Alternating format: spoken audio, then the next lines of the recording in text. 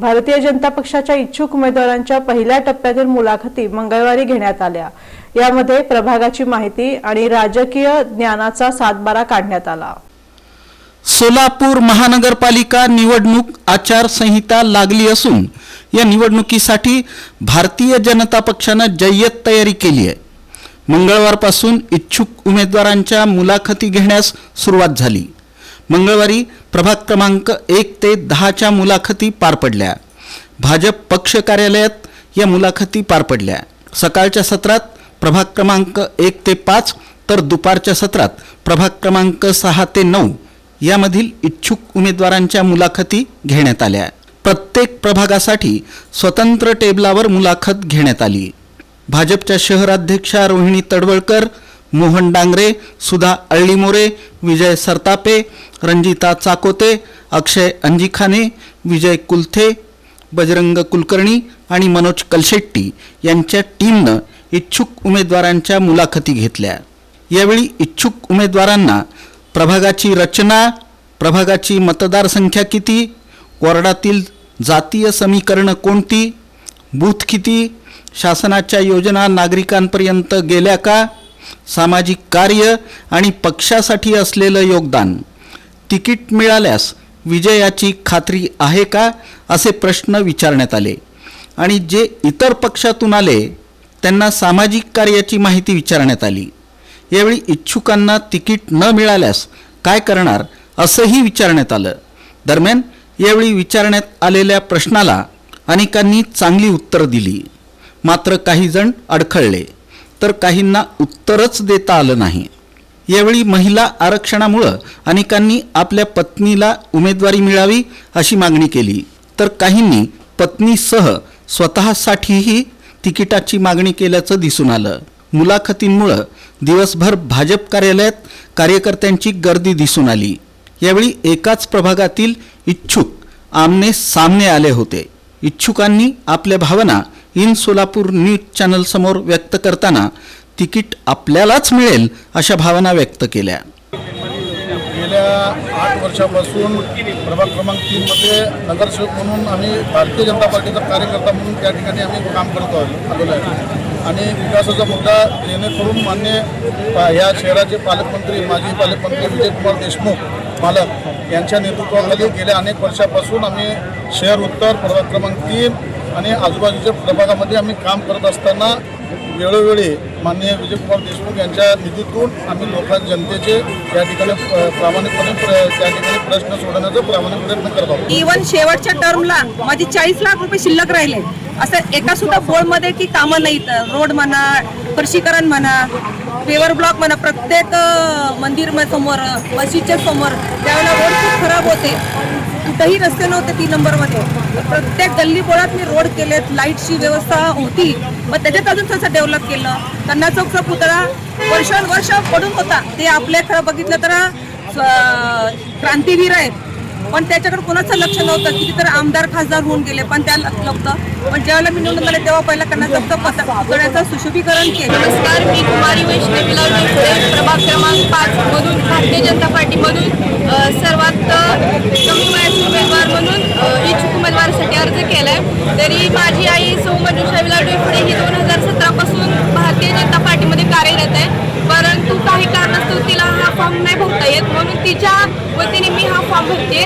तरी युवा नेतृत्व म्हणून मला संधी द्यावी अशी विनंती, जर का संधी दिली तर त्या संधीचं सोनं नक्कीच करेल। आमच्या प्रभागामध्ये हा प्रभाग म्हणजे हद्दवाढ प्रभाग आहे। तिथे अनेक म्हणजे रस्त्याच्या समस्या आहेत, ड्रेनेजच्या समस्या आहेत, पाण्याची समस्या आहे, लाईटची समस्या आहे। त्याचबरोबर ज्या काही सरकारी योजना असतील त्या योजना सुद्धा आपण जनतेच्या मार्फत पोहोचवण्यासाठी आम्ही सातत्यानं त्या भागामध्ये प्रयत्न करत असतोय। मी 2017ची निवडणूक झाल्यापासून सुद्धा तिथं नागरिकांशी सातत्याने संपर्क साधून असतो, त्यांच्या अडीअडचणी सोडवण्याचा मी प्रयत्न करत असतो। आणि मी ह्याच मुद्द्यावरती पार्टीनं मला उमेदवारी मिळावी आणि जर पार्टीने मला उमेदवारी दिली तर मी चांगल्या मताने विजयी होईल अशी त्यांना मी ग्वाही दिलेली आहे। गेल्या 2012 पासून ते 2022पर्यंत सौभाग्यवती अंबिका पाटील यांच्या माध्यमातून अनेक कोट्यवधी रुपयाची कामं या माझ्या प्रभागात केलेलं आहे। विशेष म्हणजे ओबीसी पुरुष असल्याकारणानं मी स्वतः इच्छुक आहे आणि ज्या पद्धतीनं 10 वर्षामध्ये आम्ही जे प्रभागाचा विकास केला त्यापेक्षा धडाक्यामध्ये एक चांगल्या पद्धतीचं काम पुरुष जर नगरसेवक असेल तर 100% होऊ शकतो. आणि अशा पद्धतीनं मला सांगत असताना असा अभिमान वाटतो की सभागृहामध्ये जाऊन तिथं बोललं आणि एक चांगल्या पद्धतीचं काम अधिकाऱ्यांना दारेवर धरून आणखीन आमच्या प्रभागाचा विकास 100% करू शकतो असा मला आत्मविश्वास आहे. 1985 पासून पुलोद आघाडीपासून मी भारतीय जनता पार्टीचा कार्यकर्ता म्हणून काम करतोय आणि 2 वेळा पार्टीने मला वार्ड अध्यक्ष दिले, तो 1 वेळा मंडल अध्यक्ष म्हणून आहे आणि परत शहर अध्यक्ष म्हणून भटक्या जातीमध्ये शहराध्यक्ष पद दिलं. आज जवळजवळ 5व्यांदा झालं मी विजयकुमार देशमुख मालकांच्या नेतृत्वाखाली भारतीय जनता पार्टीचं काम करतो. म्हणून यावेळी मला प्रभाग क्रमांक 3मध्ये तिकीट मिळावं आणि मिळेल असं मी आशा बाळगतो. प्रभाग क्रमांक 1 मधून इच्छुक उमेदवार आहे आणि नवीन कार्य करण्यासाठी एक सुशिक्षित उमेदवार हवा आहे, त्यामुळे मी त्यासाठी कॅपेबल आहे. आणि आजमध्ये इंटरव्ह्यूमध्ये तेच विचारलं की आम्ही सुशिक्षित लोकांनाच प्राधान्य देणार आहे, त्यामुळे जर मला संधी मिळाली तर नक्कीच मी संधीचं सोनं करेन. माहिती साधारणपणे विचारलं की प्रभाग रचना कशी आहे, तुम्ही काँग्रेसमधून नुकतेच भाजपात आलात तर काय कारण आहे, तुम्ही विकास कसा साध्य कराल, काय समस्या आहेत आणि येणाऱ्या काळात तुम्ही भाजपचं कार्य कशा पद्धतीने वाढवा अशा सर्व विषयांवर चर्चा केली. त्यांनी सांगितलं की भारतीय जनता पार्टीत आपलं स्वागत आहे आणि आपलं कार्य आव्हान आणि आपल्या कार्याचा नक्कीच आम्ही विचार करू. किती प्रभाग आहे, किती लोकसंख्या किती आहे, पद्मशैली किती आहे, वडर समाज किती आहे. माझ्या वडर समाजच्या बांधवांनी आपलं 3000 मतदान आहे, त्यात आपलं पद्मशैली जास्ती लोकसंख्या आहे, तरीसुद्धा त्यांच्या संग माझा संबंध चांगला आहे, जिव्हाळ्याचे संबंध आहे माझ्या प्रभागात. कुठलाही माझा भेदभाव नाही, काही नाही. माझं कुठला आपलं मुस्लिम समाज, इतर समाज, मागासवर्गीय समाज, त्या सगळ्यांसंग संबंध खूप चांगला आहे. माझे कार्य चांगलं आहे. मी सोमनाथ प्रतिष्ठानाचे उपाध्यक्ष अध्यक्ष म्हणून आहे. त्यात मी करोनासाठी मी धान्य वगैरे वाटलेलं आहे. अजून माझा असा पूर्ण कार्यक्रम होतं. आता मी पक्षाला मागणी केली आहे की आपल्याला कुठं तर बाबा काम करायची संधी मिळावा म्हणून मी. दरम्यान भाजपच्या शहर अध्यक्षा रोहिणी तडवळकर यांनी इलेक्टिव्ह मेरिट अर्थात निवडून येण्याची क्षमता असलेल्यांनाच तिकीट दिलं जाईल असं सांगितलं. त्याचप्रमाणे ज्या ठिकाणी विद्यमान नगरसेवक आहेत अशा ठिकाणी इतर पक्षातून जर एखादा नेता पक्षात आला असेल तर त्याचा निर्णय प्रदेश पातळीवर घेतला जाईल असंही भाजपच्या शहर अध्यक्षा रोहिणी तडवळकर म्हणाल्या. इच्छुक उमेदवारांच्याकडून फॉर्म भरून घेताना त्यांची सगळी माहिती भरून घेतलेली आहे. पक्षाचं कार्य काय केलेलं आहे, आत्तापर्यंत त्यांनी प्रभागामध्ये त्यांचा दबाव कशा प्रकारचा आहे, ते सामाजिक आणि राजकीय दृष्ट्या लोकांमध्ये परिचित आहेत किंवा नाही, त्याचबरोबर त्यांच्या कार्याचा आढावा घेतलेला आहे. आणि निवडणूक जिंकण्याचे जे स्ट्रॅटेजी असतात, निवडणूक जिंकणं, जे उमेदवारी नुसती भरणे म्हणजे निवडणुकीला उभं राहण्याचा अनुभव त्याला कसा आहे, तो कसा जिंकू शकतो. आणि शेवटी इलेक्टिव्ह मेरिट हा क्रायटेरिया पार्टीच्या कार्यकर्ता असण्याबरोबरच लागलेला आहे. विभागामध्ये त्यांनी काय कार्य केलेलं आहे, सगळ्या लोकांना तो परिचित आहे का, अशा प्रकारचा क्रायटेरिया लावून त्याला उमेदवारी निश्चित करण्यात येईल. निष्ठावंत कार्यकर्ता, त्याची गुणवत्ता आणि इलेक्टिव्ह मेरिट हे बघितलं जाईल. परंतु वर्षानुवर्ष ज्या भागामध्ये आपण निवडणुका उमेदवारी देऊन सुद्धा तिथे लढलेलो आहे परंतु आपला पराभव झालेला आहे, अशा ठिकाणी जर इतर पक्षाच्या उमेदवारी मागितली आणि भारतीय जनता पार्टीकडे मागणी केली असेल तर सर्वसंमतीने तिने आमदार माननीय आपले पालकमंत्री आणि पक्षाचे निवडणूक प्रमुख असतील, पक्षाचे निवडणूक प्रभारी असतील, या सगळ्यांच्या बरोबर बैठक घेऊन त्यांच्या उमेदवारीबाबत निर्णय घेतला. सोलापूर शहर भाजपच्या वतीनं मंगळवारी 26 प्रभागांमधील पहिल्या टप्प्यातील इच्छुक उमेदवारांच्या घेण्यात आलेल्या मुलाखतींमध्ये अनेक गुगली टाकणारे प्रश्न विचारण्यात आले.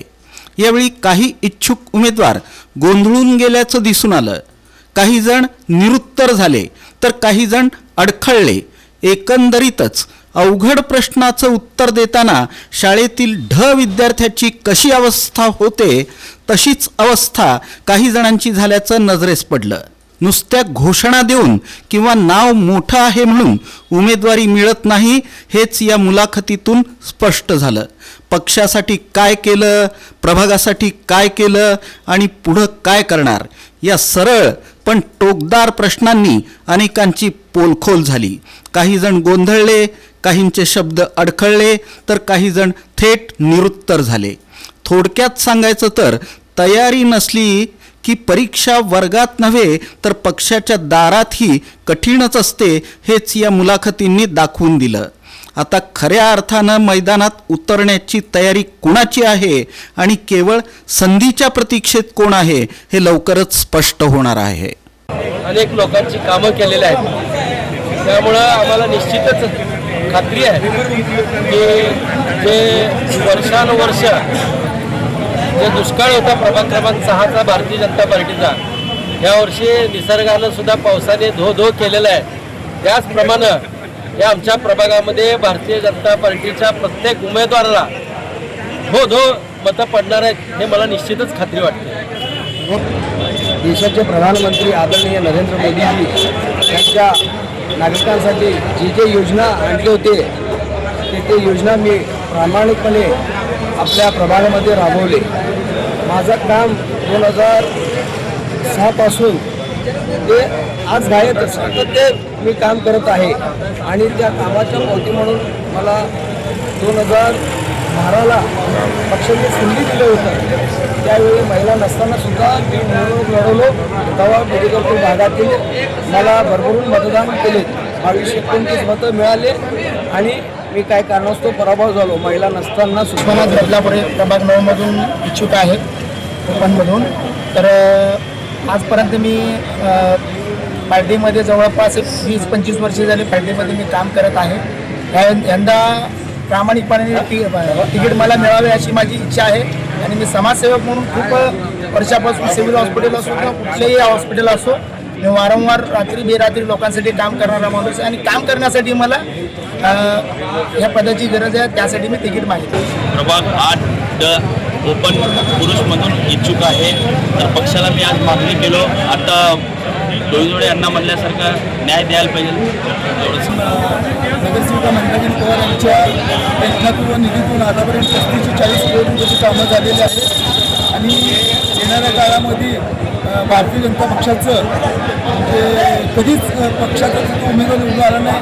ह्या बारीला सगळ्याला चमत्कार दिसेल की भारतीय जनता पक्षाचे 40 उमेदवार निवडून. गेल्या 14 वर्षापासून जे मोदीजींचा चॅम्पियनशिपचा हा कार्यक्रम होता तेव्हापासून मी पक्षाशी जोडलो गेलेलो आहे. मागील वेळीही आम्ही या 2017च्या निवडणुकीत इच्छा व्यक्त केली होती. तर आताही आम्ही या ठिकाणी मुलाखतीकरता आलेलो आहोत. मला जास्ती प्रश्न विचारलेले विद्यमान नगर असल्या कारणाने मला जास्ती प्रश्न विचारलेले. फक्त स्टेट लेवलनं सर्वे होईल प्रभागात. सर्वेमध्ये जर आपलं नाव असेल तर विचार नाही नक्की. महेशांचं जाणीव खूप भासा लागलं तरीसुद्धा मन गट करून या ठिकाणी आलं. अण्णा नाही तर आम्ही कशासाठी उभारायचं असं बी मन एक तर म्हणत आहे. परंतु अण्णाचं अस्तित्व घरकुलमध्ये राहावं याच उद्देशाने आज मी या ठिकाणी मुलाखत आलेलं आहे. अण्णांचं जाणीव ही 100%. गेल्या 28 वर्षापासून भारतीय जनता पार्टी वार्डातला पुढचा कार्यकर्ता ते मंडळ पदाधिकारी, शहर पदाधिकारी, मागील विधानसभा निवडणुकीत महायुतीचे समन्वय पक्षाने ज्या जबाबदारी मला दिल्या त्या मी प्रामाणिकपणे पार पडले आहेत. मी नगरसेवक मला पक्षाने यावे आधी 2 वेळा संधी दिली होती. परत पक्षाला आज उमेदवारी मागणी केली. 7 ते 8-9 वर्ष झालं मी विकासाची कामं केलेली आहेत. माझा स्लम एरिया होता पण त्या स्लम एरियाला मी एकदम चांगलं सुशोभीकरण केलेलं आहे. मालकांच्या निधीतून, आमदारकीच्या याच्यातून माझ्या प्रभागाचा पूर्णपणे विकास मी आणि माझे मिस्टर अजितभाऊ गायकवाड यांच्या मार्फत झालेला आहे. आणि आत्ताच आम्ही भारतीय जनता पार्टीचा फॉर्म भरला आणि आज इंटरव्ह्यू मुलाखत केली आहे. त्या मुलाखतीवरून मी असं सांगू इच्छिते की माझ्या कामाचा आणि मी केलेल्या विकासाचा विचार करून पक्षश्रेष्ठींनी माझा विचार करावा आणि मला तिकीट द्यावं ही पण मी मागणी इथं करते. समाजात जाऊन सर्वांना सांगून लोकांना, सगळ्या समाजातल्या लोकांना बरोबर करून जे आपल्याला मतदान होत नव्हतं त्या भागातून, दलित वस्तून मतदान होत नव्हतं त्या भागातून आम्ही जवळजवळ 60 ते 50% मतदान बाहेर काढण्यासाठी यशस्वी ठरलेलो आहोत. तर आज मला सांगायला आनंद वाटतो. आज भाजप पक्षामध्ये काम करायला युवक बहुजन समाजातले आज इच्छुक आहेत, ते सांगायला मला सार्थ अभिमान